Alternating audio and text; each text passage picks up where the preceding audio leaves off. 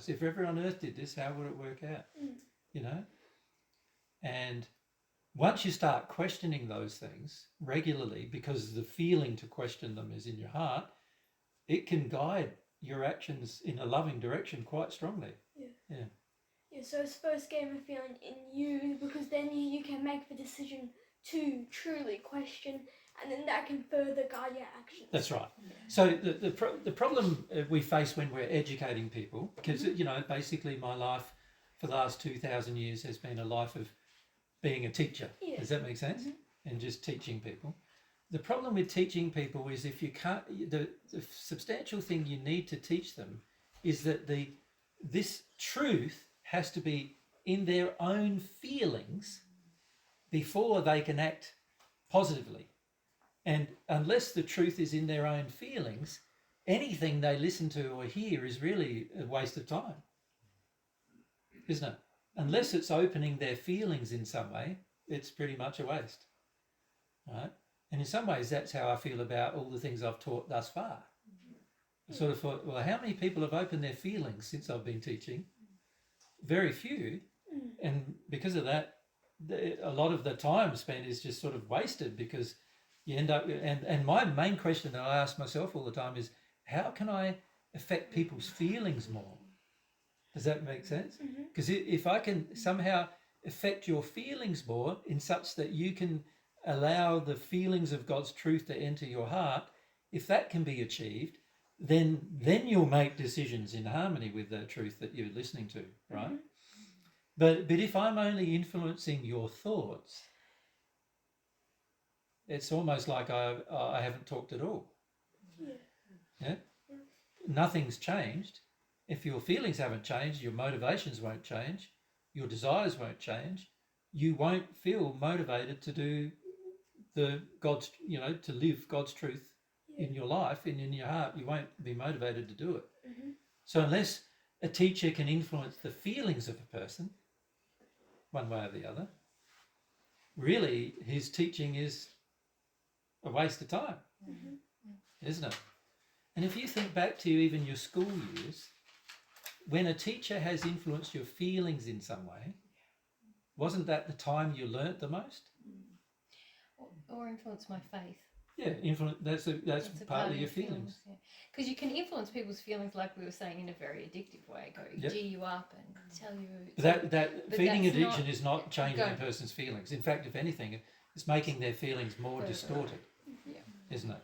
It's like if Jada would come along to me and he was only going to work if I gave him approval every day, and I told him, isn't he wonderful every day, and he's so great, and I was very what do you call it?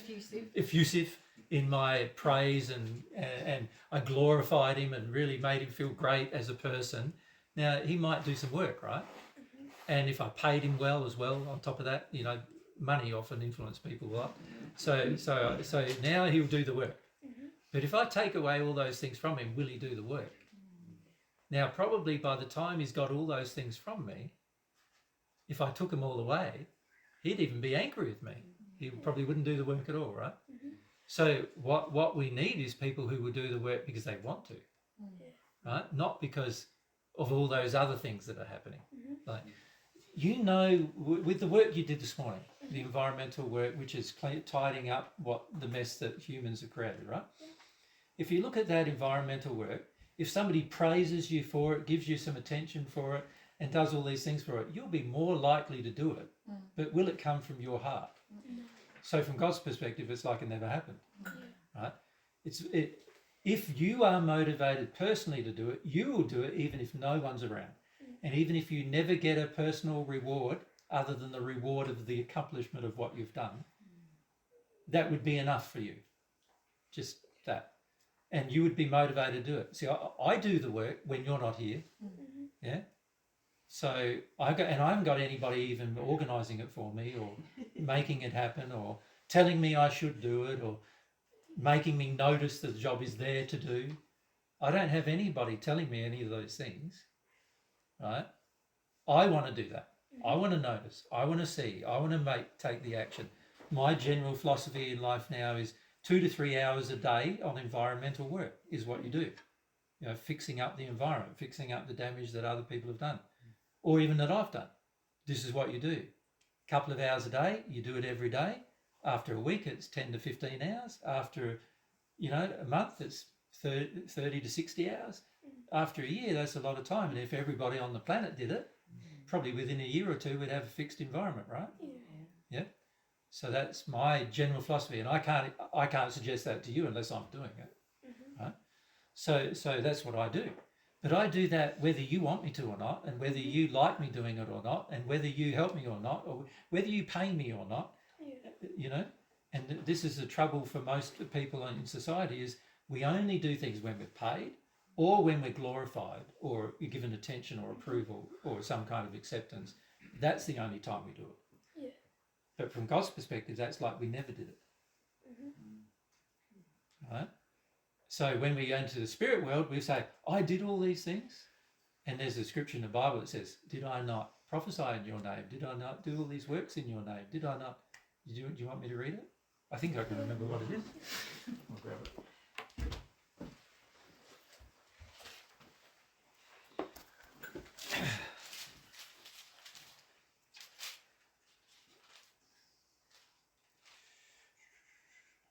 Not everyone saying to me, Lord, Lord, will enter into the kingdom of the heavens, but the one doing the will of my Father who is in the heavens will. Many will say to me in that day, Lord, Lord, did we not prophesy in your name and expel demons in your name and perform many powerful works in your name? And yet I will confess to them, I never knew you. Get away from me, you workers of lawlessness. Right? So that's an actual thing I said in the first century. And the main reason why I said it is that the majority of us think that if we do some things without feeling them, then it means that it has value. And as I was trying to get across to the people who were listening to that, I was trying to get across that unless you do them with your heart, they have no value. Right? Unless you come here or go anywhere to do some environmental work because you are driven to do it, what you've done has no value from God's perspective. Right? It's only when it's in your heart that it has value. So that you can see the key thing from that is it's got to be in my heart. Right? A bit further later in the similar talk that I was having to people, I said another thing. I don't know if I can remember exactly where it is in the Bible, of course, now, but now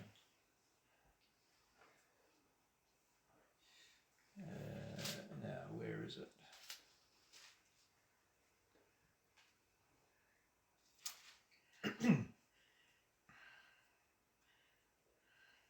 I can't remember where it was.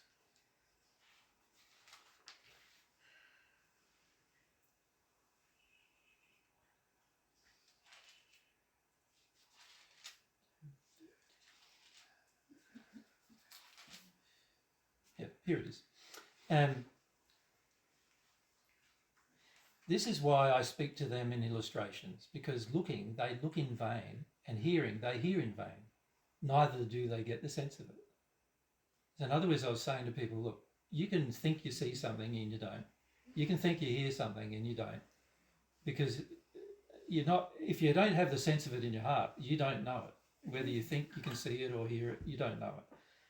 And then I said, towards them, the fulfillment of the prophecy of Isaiah it is having fulfillment. By hearing, you will hear, but by no means get the sense of it. And by looking, you will look, but by no means see. For the heart of this people has grown unreceptive. And with their ears they have heard without response, and they have shut their eyes, that they might never see with their eyes and hear with their ears and get the sense of it in their hearts, and turn back and I heal them. Make sense? So the majority of us are going, I'm listening. And the majority go, I can see what you're saying, but not yet in our heart. The truth hasn't entered our heart. Unless the truth enters our heart, you do not have the sense of it. You're not going to be motivated, and it's going to be all in vain. All the listening you've done is in vain, and all the seeing you've done and reading you've done is in vain unless it's in your heart. And unless it's in your heart, you won't be motivated. So the real question then becomes, is it in my heart? And as we said last week, the proof that it's in my heart is what? My action. What I'm driven to act by myself, not with encouragement, not with cheering up, not with pandering to, not with employment, not with being paid, but what I'm actually driven in my heart to do without all that, extra paraphernalia, what I want to do in my heart is going to be the thing that proves the thing is in my heart. Jad? That is one thing I feel like from you in God's way. It's like it feels so. Like while I do want those other things, I'm not getting pressured into doing anything. Like it is like you're waiting for like my will to do it. Yep. But in some ways, just by paying you, I'm doing. That's what's motivating me at the moment. That's right. Yeah. That's right. Yeah. So, you know, and this is why I say those people who work with us who are getting paid and not really understanding yet. Yeah. Because I don't get paid for working with you. Yeah. Right? People donate a gift to me at times, right? But never in proportion to the time that I've given generally. Yeah. Right? And also people donate a gift. Why? Because they realise I'm sincere and I want to just help them whether I get the gift or not, right? Yeah. That's how it needs to be for you. If it's in your heart, that's how it be, won't it? You'll want to help people whether they, you know, reward you in any way or not. No? The reality is the majority of times people are angry with me. Even when I want to help them, they are angry with me. And oftentimes I give them my time for free and I want to help them. And they're angry with me because they heard some truth they didn't want to hear. But they also asked me for it. You know, I never shared it with them without them asking first, right? And yet, even with all of that, they still want to be angry. But even if they're angry, if I have a real desire in my heart to do it, you being angry about it's not going to bother me. Can you see? You being all upset about it and all panicked about it and fearful about it, and you even wanting to attack me afterwards. Why would that bother me if I'm doing it from my heart? I know I've done the right thing from my heart. Why would it bother me? Can you see? Yeah. Isn't that what a gift is? The gift is I'm not going to necessarily get anything back, and I might even get attacked back, but I'm still wanting to give the gift. Yeah. Now, if you can get to that state, now you're being loving. Now you're being a loving person, where there's nothing coming back necessarily. Ironically, what happens when you're that kind of a person is often you get a lot of things back because people recognise that that's how you feel. Does that make sense? And they feel from their heart they want to reward that feeling. Do you see? Yeah. So often it does encourage people to give back, but if you're doing it with the expectation they do, then you're way out of harmony with love. Right? And also it's not in your heart because you're only doing it with the expectation you get something back. Yeah? And it's like doing any job. Most of us do jobs because we're going to get paid for it or we're going to get rewarded in some way. But as I said, in God's eyes, that's like we never did it. Yeah? And while other people may think it's so fine, and most people on earth do, because that's what a paid job is, isn't it? A paid job is, I'll do this, you know, job, whether it's a freelance job or a contract job or a wage paid job or, you know, I'm running a business and it's a job or whatever. I'll do that job, but you got to pay me somehow. And even a volunteer for the most part goes, you got to pay me by praising me or making me feel good about myself as I do it. Yeah? And if we require any payment, whether that payment is physical or emotional, and in some cases many of you like sexual payment. Do you know what I mean by that? Like you like somebody to think you're attractive or whatever, and then you'll do something for them, right? So that's sexual payment. And some of you even go for spiritual payment. Do you know what I mean by that? Like people praise you and love you because you did something, right? But it's still requiring payment. And from God's perspective, it's like you didn't do it. Does that make sense? But the trouble with us is we think, oh, I did this and I did that and I did this and I did that. And you add all the things up you've done, all of course, that you got paid for in some way or the other. But you add them all up and you go, aren't I a wonderful person? I thought of doing all those things and I did all those things. Aren't I great? Right? And so we start looking in the mirror and we start seeing perfect you being reflected back, you know, rather than seeing actual you going, actually, I did none of those things unless I got a reward. Yeah, And that's changed it. my mind. It's harsh. It's harsh. Sorry? It feels like a harsh. It feels harsh to you. Now that I think about it. I think it's wonderful. Yeah. And it's interesting you view it as harsh. Mm. And you're honest. Mm. And that's really good because the average person thinks it's harsh. And that is true. But it's not harsh when you think about it, is it? When you think about it truly, you can see logically, you can see how can you be complimented for something or rewarded for something you've done when you already had a personal selfish motive for doing it. Can you see? It would be different if you didn't have the personal selfish motive, wouldn't it? Then any compliment given would be a true reflection of your true state. And that's what God gives. That's the compliments God gives. Yeah. A reflection of your true state. Yeah. Paul? My question is something like, my will is my feelings, which is the truth. I wouldn't say your will is your feelings. Your will is motivated by your feelings. Okay, so this is sort of what I'm thinking. How to change from being to become a loving person. Yep. So to have the faith that by feeling things, my heart can change. Because Well, that's not the faith you need, is it? The faith you need is that by accepting God's truth in my heart, I will change. And to accept God's truth in my heart, I need to let go of feelings that I have that are opposite of the truth. So then I need to feel. So feelings is like it's a requirement of you progressing, but it's not it's not the end. It's the means to the end. The end is really you becoming a loving person who has God's truth in your heart. That's where we need to have the goal. And our feelings are only the mechanism by which that is achieved. so my question is about having faith in that.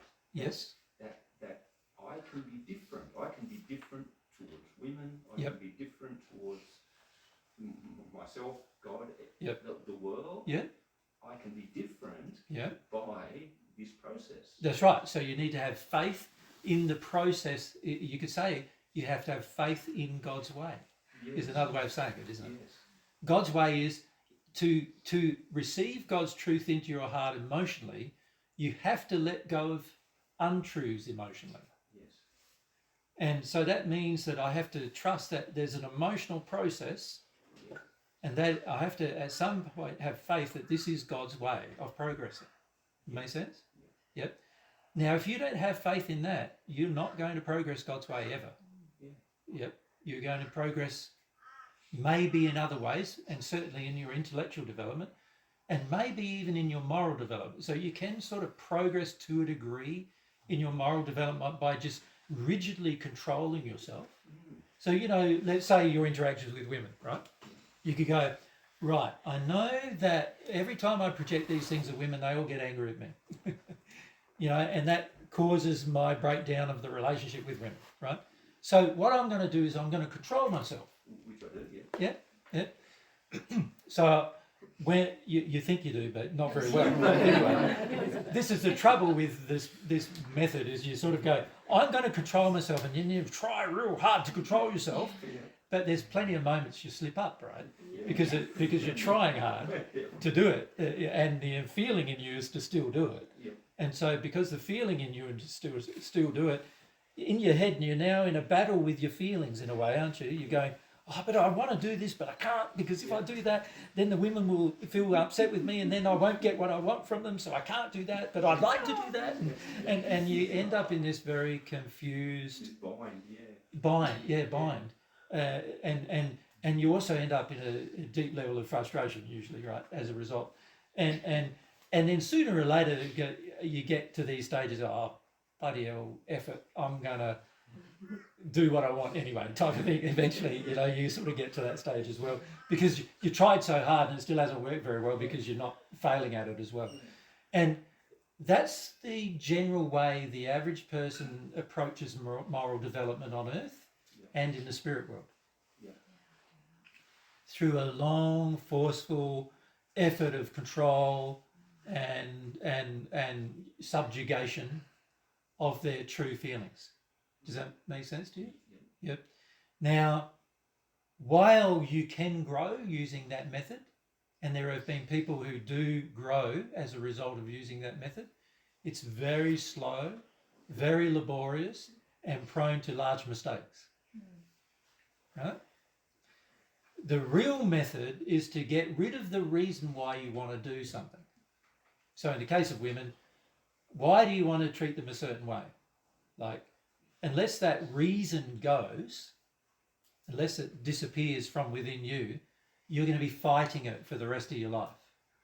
You're going to be inclined to do what the feeling dictates for the rest of your life, and in your head you're going to have to fight it constantly every day, right? So an example of that is most men look at women sexually all the time. So most men look at women and go, oh, they got boobs and they got this, and they're watching their bottom and whatever else, right? Most men are doing that, right, all the time. And most, when they're told, what I said in the first century was, even a man looking at a woman in that manner has committed adultery with her in his heart. That's God's view, right? Once you realise that's God's view, the average guy who's a bit more sincere than the other average guys goes, well, if that's committing adultery in my heart, I don't want to commit adultery. So what I'm going to do is not look at a woman. So you're sort of like, every time they're around attractive women, they go looking down and, oh, there's their breasts, I can't look there. And, they like, they're trying to control what they feel to do inside. Now, the only real way to control what they've done inside is for that feeling to disappear altogether. And when they look at a woman, they see a person, not a body, not a female body that they can have sex with, but they actually see a person, that they see their nature, their personality, their character, they see, their good qualities and their bad ones as well, if they have them. And they see it like and they see him as a person rather than a woman. But they see him as a person, just like they see most men as a person. They see women as a person, individual with their own feelings, their own desires and so forth. Now, for you to get to the state as a man where from one state to the other, that you can only achieve that by releasing whatever it is that makes you objectify women sexually all the time. Make sense? Yeah, I feel I don't have faith in that. In what? In that can happen. In that, like, my feelings can change. Yep. No, I get it. But don't you have to want them to change first? You have to want them to change first, yeah. Because I don't feel that you want them to change yet. But also you don't have faith that changing them will better your life. What you really substantially think is it is if you're not projecting sexually at women, in the end you'll end up with no sexual relationship with a woman, which is what thing you want, right? You think that the way you get the sexual relationship is by projecting sexually at the woman and so forth, and it's actually not. In fact, most women are turned off by it, but So that's my faith is in that. Yeah. And not in releasing the cause. Correct. Your faith is saying, if I act the way I'm acting, I will eventually get a sexual relationship with a woman. Yep. That's permanent. Yep. Which is what you want, right? Yep. You want a permanent sexual relationship with a woman. That's preferable. One woman that you think's hot, right? And you have a permanent sexual relationship with her. That's the thing you're thinking. You're thinking that if I release this feeling that this sexual projection stuff, then I won't sexually project at anybody, and then I won't need sex from them, and then and you go, that'd be a disaster. So you don't want to do it, and it's not how it is, because the reality is, once you release all that stuff, you don't feel sexually attracted to any woman other than your soulmate, ironically. But when you see her, she's damn hot, and even no matter what her condition is, you'll think, when I say hot, I mean emotionally and spiritually and physically and sexually. You go, that's what I want for the rest of my life. Does that make sense? Yeah. And you won't be going, oh, I just see her body at all. You'll see her character and her nature and her personality, and you'll see the whole her, and you'll also see all her errors too. You won't go in going with what do they call it, rose-colored glasses, or stars in your eyes or whatever, going, she can do no wrong, because if she does wrong, you see it. You follow me? Because your heart will be more in tune with the fact of what's really going on with everything. Now, at the moment, Paul, you don't believe that's true. You believe the way you get a relationship with a woman is you show her you're attracted to her by sexually projecting at her. That's how you get the relationship. Yep. It doesn't work very well, because most of the women end up not wanting to be with you. Yeah, so that's the corrupt faith. Yeah. So what in the end is a soulmate relationship? Isn't it a relationship between two people who are equals and who are also passionate about each other's nature and personality, and also about their sexuality and their emotions and their spirituality and everything? It's not just one thing. It's a whole set of binding things.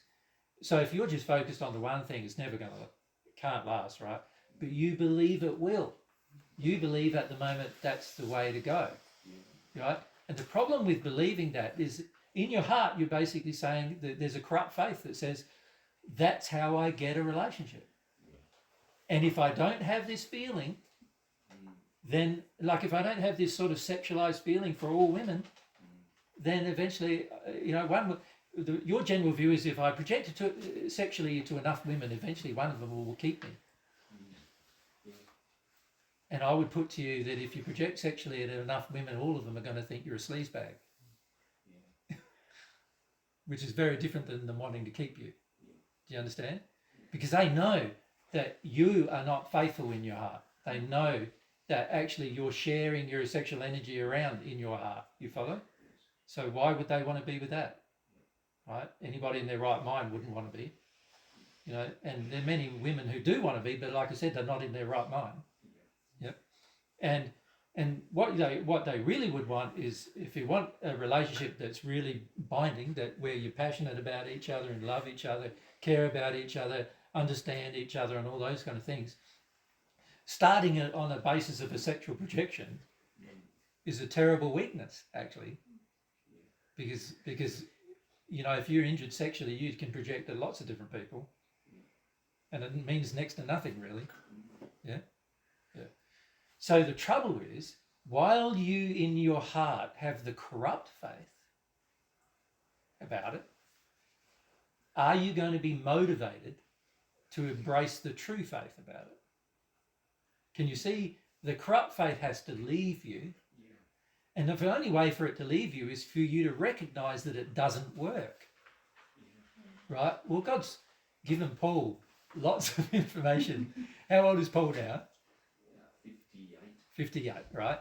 So you've now had 58 years of information with your dealings with women, all of which have been mostly unsuccessful, shall we say, that have all proven to you that the way you've been doing it doesn't work. I think God's informed you pretty well. You follow? That it doesn't work. But Paul's going, no, stuff it. I reckon the next one will work. My feeling is to white knuckle it, Yeah, that's right, yeah. Just knuckle down. Yeah, knuckle down, do it a bit more. And pretend. Yeah, and yeah. don't look at women and all this Yeah, sort of yeah, stuff we were yeah. talking about earlier. Yeah, that's right. Like, that's the way. Yep. But it's not going to work, Paul. No. Not going to work. 58 years, you had 58 years of evidence. Yeah. It hasn't worked. So you're going to have to start. This is when the evidence against your corrupt faith piles up so high like a pile of crap in the middle of the room, until you go, Dee, this is really smelly, I need to change it. That's what's going to motivate your change, right? But to motivate that change, once you're motivated in that change, the first thing you're going to need to do is let go of the fact that this sexual projection stuff works, right? It's a very temporary and also very sleazy thing to do. And it will get some results if a woman is injured, but that result won't last for long. Yeah, because as time goes on, she'll realise you're only interested for a body, and you're not really interested in anything else. And after a while, she start feeling like, well, why would I want to be interested in you if that's the only interest you have in me? You see? Yeah. Make sense? Yeah. Yep. So let's go to Brittany. I do have a question. Can we have a loo break as well? Yeah. You busting. Okay. Let's go over break. Yep. Excellent question. I have an actual question.